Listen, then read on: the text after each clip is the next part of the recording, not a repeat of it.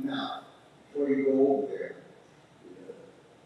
District Elder Jones has written a book that I'm inviting everyone to purchase. To purchase what he had 4 or 5 of them on his table in the auditorium. And right now there's only 2. I suspect that someone thought that we were sitting over there for free. So if you know of anyone that might have lifted up, picked up those books and thought that maybe they were just for general distribution, there's a cost associated with those books. So please make sure that you see District Elder Jones.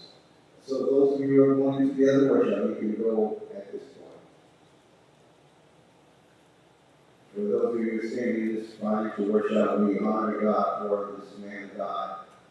He's someone special to me for a number of reasons.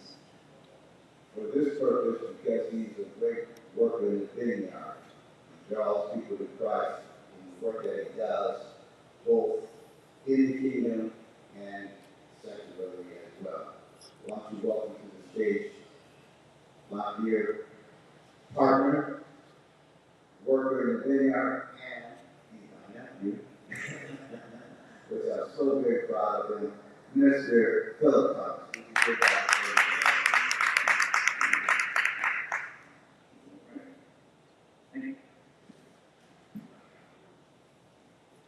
All right. How's everyone doing today? Good. Well, as Mr. Carter, we are. That's okay. Mr. Carter was pastor art student district art mentioned. My name is Philip Thomas. We're going to be talking to you about managing money, really, on finance, all that stuff. That's managing money. And just systems and ways to do it, and probably enhance the ways of doing it. So we can, it's all about really building ourselves, building the kingdom of God, and really doing things the right way as God would have it designed. None of what I'm going to say, I would say, is new. These things and principles have been around for as long as we've been here, even before. And they've looked at different ways, but the principles remain intact. And typically when I'm presenting anything regarding finance, I tend to speak in regard to more so principle things, because that can span over any situation. All of us here, I'm sure, have different financial situations, have different circumstances that we're dealing with. The principles tend to be able to impact all of our lives. So real quick, just a little bit about myself. I'm a minister, been a minister in ministry since 2020. Also business owner, accountant, trade, but also do another thing as far as business consulting. You can see behind me a couple of businesses I'm representing today. President of D&T Erie. My company started back in 2014. We provide mainly tax service, bookkeeping, and other services around accounting. Also, 3i Networking, which is a company that started in 2017, founded by Pastor Clark, and a partner along with my wife, Marissa. And what you see here standing beside us, this is a newer project initiative. We are contracted with the state of Pennsylvania to provide business development services across the 13-county region of Northwest PA.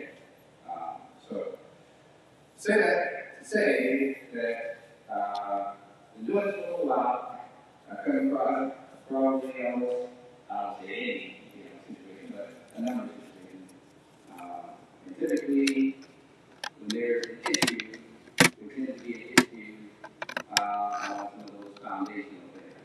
And so that's why, again, I like to speak more so from principles, foundational things, and from a systematic standpoint, or setting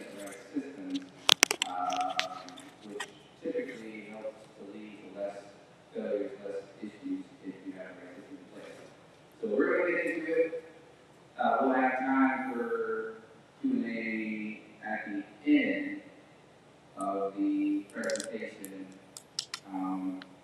So if you see anything or hear anything that you have a question on, I'll certainly indicate that. I know later on today we'll have also another session where we'll be moderator who's going to ask questions.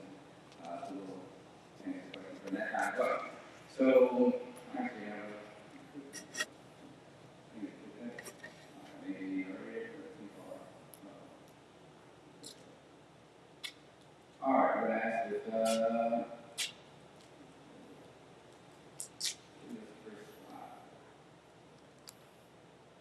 am I connecting here? All right, great. You guys see the first slide. So, talk about what you need to know about managing your finances. And again, talking about better decisions, stronger habits, and long-term options. And again, all right, here we go. So, 5 steps to remember and use. Education is education is a big part of understanding finance. So myself, I went to school for accounting. It was either that or math. I actually first decided to become a mathematician, and I changed that early on and went to accounting. And probably the reason because accounting is really based on principles, more so than numbers. Right? The numbers are one thing, the numbers can change, they can be large, they can be small, doesn't matter. Same principles tend to apply.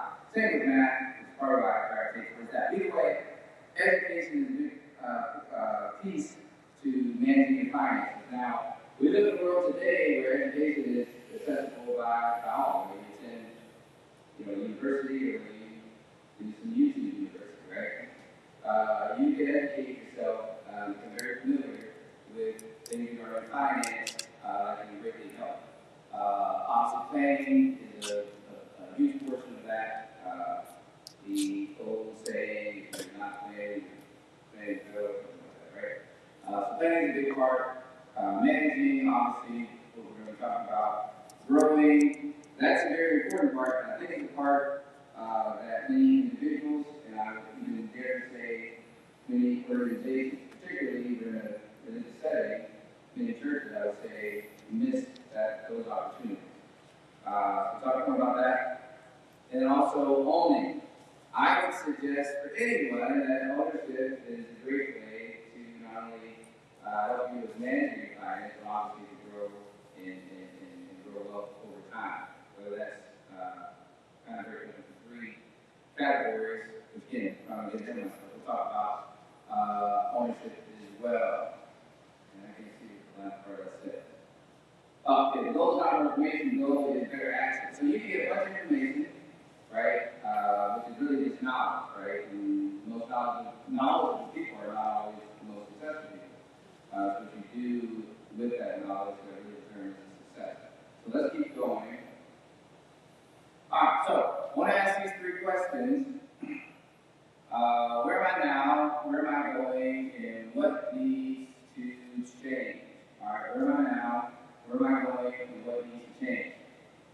And this literally jumps into decisions. So to give you an example, I really like on an annual basis, and sometimes not for long, but I set certain goals, and I keep it very simple. So one of the other things that I do is I teach financial literacy to our local Catholic school district. It's comprised of five schools, and I teach all those schools financial literacy. And so one of the things that I share with students, and I share with adults as well, is SMART goals, right? Very simple, but it makes all the sense in the world. SMART goals, see if I can put them all. Specific, measurable, achievable, realistic, and timely, right? So be specific, obviously throw some measurements and metrics to be able to determine whether you're actually successful, whether you're setting out to do or not.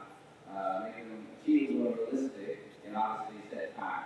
Just set your own goals, but set time. And I've done that with my business, personal life, and not to say that I've achieved everything, but it helps to keep you on, something to move toward, as opposed to just doing anything. So where am I now? That's a good question to ask, specifically in finance. You have to be able to understand your current financial picture, whether that is understanding a certain segment of it. Sometimes you have to look at a certain segment before you can understand the whole. What do I mean by that? Well, so many of my clients, they come in for help because they have this issue with their finance, but it's really an issue somewhere else, right? They feel squeezed as far as living paycheck to paycheck. Okay, great. Well, let's look at certain things like, do you understand where your money's going, right? Do you have a budget? Do you understand your debt obligations, right? Do you understand what your payments are, what your terms are, the interest rates you're paying, right? Do you understand how much debt you told that you owe this year, right? Most don't, believe it or not. Do you understand things like your credit score, factors that go into your credit score, right? All those type of things helps you understand where you're at now, but also where it is you're looking to go. If you don't understand where you're at, then it's hard to determine where you're going to go, right? Or at least hard to get there. And then what needs to change? Maybe I should have said that at that time. What needs to change? If you don't understand where you're at, where you're trying to go, you don't know what needs to change, right? So those are three things I say always look at. And again, everybody's circumstance is going to be different. I'm not going to try to go into detail, but those are principles that everyone should look at that I would greatly suggest. Let's keep moving. So, knowing your numbers. Clear baseline, and again, remove guessing. Income. Now, for some, it's a little bit easier, especially if you have a W-2 job and you work and you get paid, and, that's kind of that, especially for yourself. But even then, do you really know how much money you're actually bringing home? Right? Because to say, well, I make $70,000, $100,000 a year, okay, well, how much of that do you actually bring home, and how much of that can you actually use for your livelihood? Do you know that how much taxes are being taken out from the federal level, obviously from the state level, from the local level, Social Security, Medicare tax? Do you know all of that, right? Do you know if you have certain deductions that you have elected? Some people don't even know that they elected certain things, right? As far as health care and other benefit packages that come out of effect each, whenever they pay. Do you know certain lessons you made maybe for retirement accounts, right? Understanding that money is gone into an account, of course, and if you do need it, maybe you could access it, but what are the penalties around accessing that money depending on the type of account? You know all of that. Then you get to the real numbers as far as the net, as far as what you're actually bringing in, and then what that means for your household moving forward. Bills. This is the dangerous one because a lot of them just don't know. One of the things that I see with many of my clients, a big one, a very big one, and I imagine I know even now it's something that a lot of people just don't know or they can't get a grasp on. We know some of the common ones, right? You have mortgage, renting, that type of thing, vehicle, insurance, and all those things that go along with it.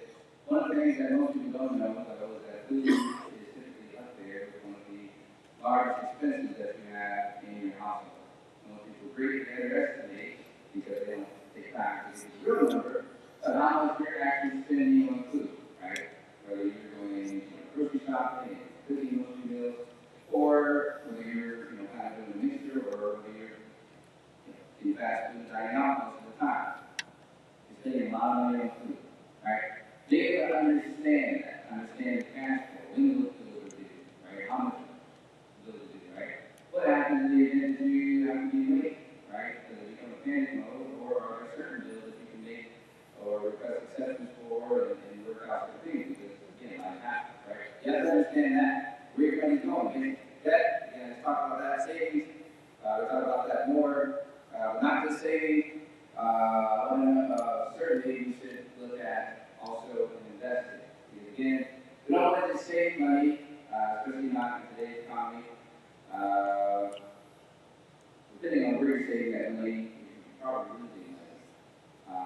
Again, because the interest rates are not competing with inflation and rising costs of living. So, we don't want to just save. Now, I mentioned earlier that I'll say one of the things that organizations, particularly religious organizations, and of course not all,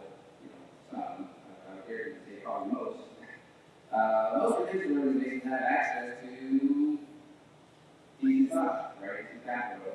And typically, a lot of organizations that I work with personally, and just kind of knowing what the numbers are, typically those funds are housed in just a regular savings account.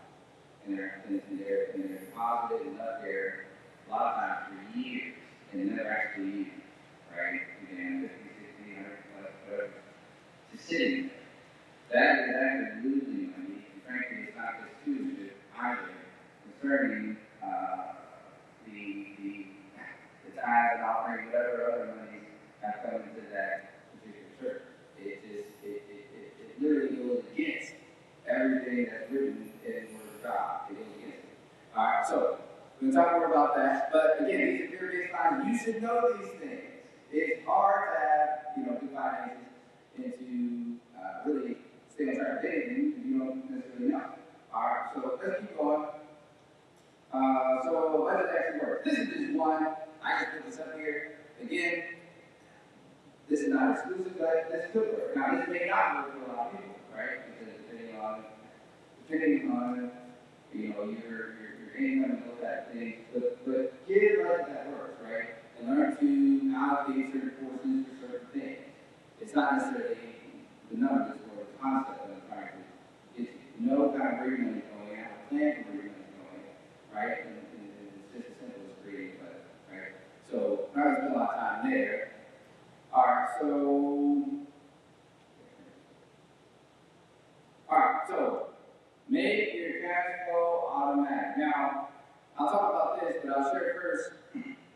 When I was in school, and I think it was my senior year, my finance professor, he said, Mr. Thomas, he said, leave it anything in this class. He said, leave it. He said, you're going to one day go and decide to get married and start paying and all that kind of stuff, which maybe college, so I'm already married.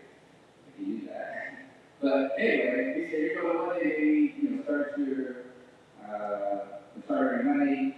He said two things. He said, one, instead of going out, your initial home, trying to go out and buy your, family house, or home, he said, don't do that. He said, go out and at least, at the very least, buy a home that can generate some income, right? Whether it's a duplex or some other type of property that can generate some income that can really offset your debt obligation, your mortgage, right? And then you can use, that to, as you want, like buy a property, whatever the case is, whatever you want to do. But just don't set yourself up and really trap based on a rating that will probably change anyway in 5 years. Most people, if they buy their home, they decide, right? Which is, they take that advice. But the second piece was this, that when you start getting these new bills, he said, do this and help you to save it. He said, set it up as much as possible for the bill to be automatically withdrawn. The minimum payment, all right, not the whole balance or anything like that. And on specific bills, and I'll stress that, some things don't need to be paid, in this case, I'm back from the accountant, but life is life. And you can't always pay everything on the due date on time. Pay on time, that's the recommendation. But if you can't, there's some things that need to be paid on time, right? Like credit cards, and obviously you have mortgages, you have grace period. Those type of things, make sure those things are set up automatically. Because those things that need to be paid on time are typically the same bills that will report to the credit bureaus much quicker than the others, right? Say like utilities. They're going to take a long time before they ever report anything, right? They're going to keep getting, new invoices and, may attract small fees and stuff like that. But typically, it's not going to affect those from a fee standpoint and affect credit. Right? So those things you want to have the minimum automatically comes out each month. That's going to do a number of things for your credit score. So we're going to break that down when we get to that slide. But those two things you shared, those are at least one of them I took to mind when I started using real money and all that kind of stuff. And it really helped, right? Because my credit score very good. And anytime I get financing and everything else, and that type of thing. So, but yes, make cash flow automatic, earn, sign, pay, save, review. Again, you can do this with savings, but not just savings. You can do this with investing as well. All right, you can set it up to where a portion of your, your payment on that account, check, your earnings goes toward investment, whether it's through, if you have a employer that offers benefits, that's fine. Whether it's through some other type of plan, or whatever the case is, put emphasis on that. All right, make sure the portion happens and do it automatically, because then you don't have to worry about it. It's out of sight, out of mind, but it's still working for you. All right. Talk about more of that in a little bit. Let's see. So, expected progress. Again, this is talking about emergency savings. I put numbers up there, but every circumstance, every situation is different. All right. But again, the concept is more important than the number. Right? Some people will say, you need an emergency savings of $1,500. Some will say, 3 months, whatever the case is. Right? That number may be different depending on your circumstance. But the concept is correct. You do need some type of emergency savings for emergency situations. All right. And typically, that probably should be a couple months if possible, or at least a certain amount. But when things happen, when life happens, you don't have to resort to extreme measures, right, to make sure that you can get through those difficult times. All right. Saying about that, typically two approaches. There's like a snowball and then average. When I say with that, one of the most important things that many people miss, many of my guys miss, is just a simple understanding of what debts they have, how much they are, understanding the terms of that debt, right? If you don't know that, it's very hard to then manage your debt or to get out of debt. All right.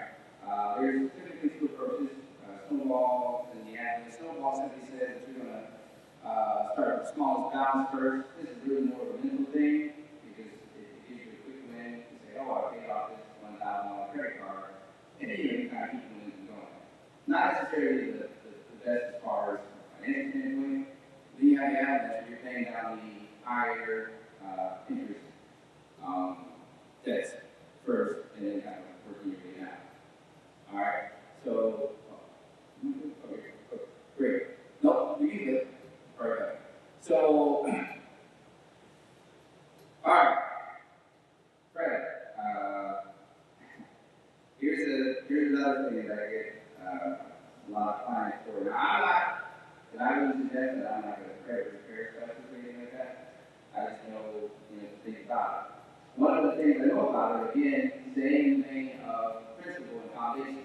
There are certain factors that affect your credit score, and it's very important to know these things. All right, so much what my finance professor shared with me. The reason he shared to make sure that it comes out automatically, at least the minimum payment, because it takes care of that first and most important thing involving your credit score, which is your payment history. All right. Credit bureaus, obviously, you miss payments, depending on the bill, right? It may or may not consist of credit bureaus, right, in a certain amount of time. But your credit history is the most impactful thing on your credit score. It provides about 35% of your credit score. All right. So setting those things up so that they are paid automatically on time will greatly help, right, with your credit score. Missing and that type of thing. Not saying it would be like detrimental, but it very much could be, especially if you get past 1 or 2, right? Then you start to go somewhere you don't want to go. All right, so that's one thing. Credit utilization. Easiest way to explain that, that's 30% of your credit score. Easiest way to explain that. Your credit utilization is looking at those basically things like lines of credit, credit cards, line of credit, personal line of credit, things like that.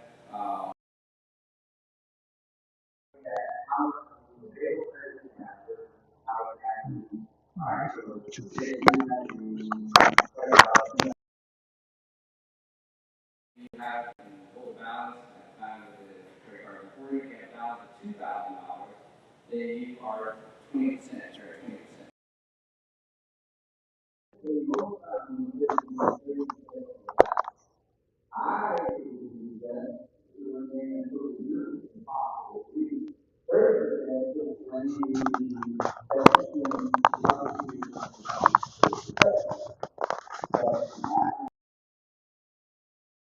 say, let's say, $50,000 credit card, right? 30% of 50,000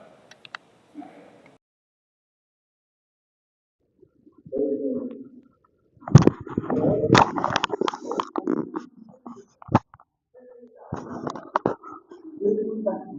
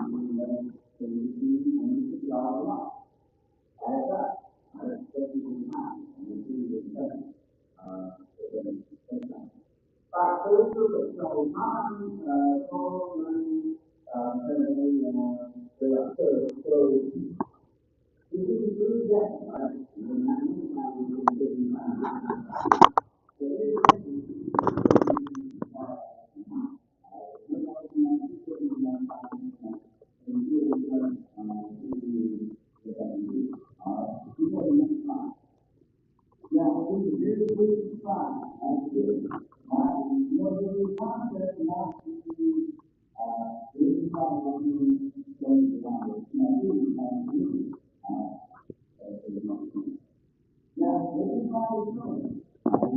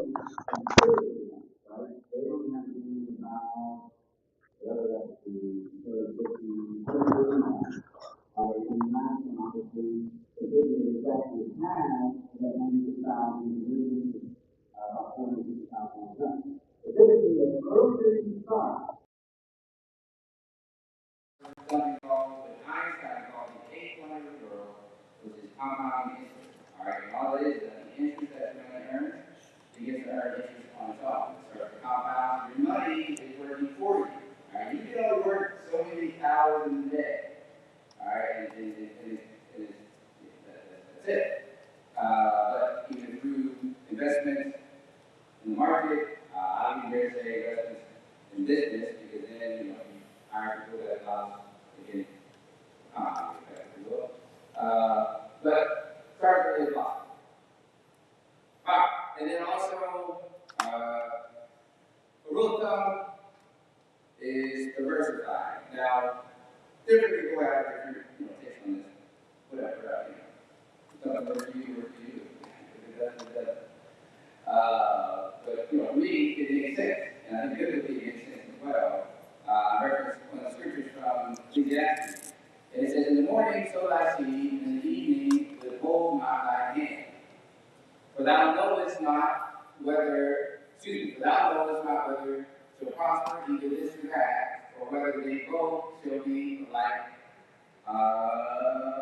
good." All right, so all that's saying is, and this is specifically talking about business, right? Some people will say equate to doing your job, but then also doing some kind of side. You don't know what's going to work out. Well, same thing in investments, right? You invest in a company, but why not invest in a company? Because at the end of the day, investment is a risk, right? And there's no way anyone can actually just know for sure that this is going to perform this way or that way. So, diversify something. Now, how much you diversify, I'm not saying so great, but how much you diversify, that's going to be your level of stocks and all that kind of thing, which is more detailed, but the concept is, yes, diversification makes sense. All right, I think we can move on from that. Oh, wait, can you go back to that? So, diversification, so there are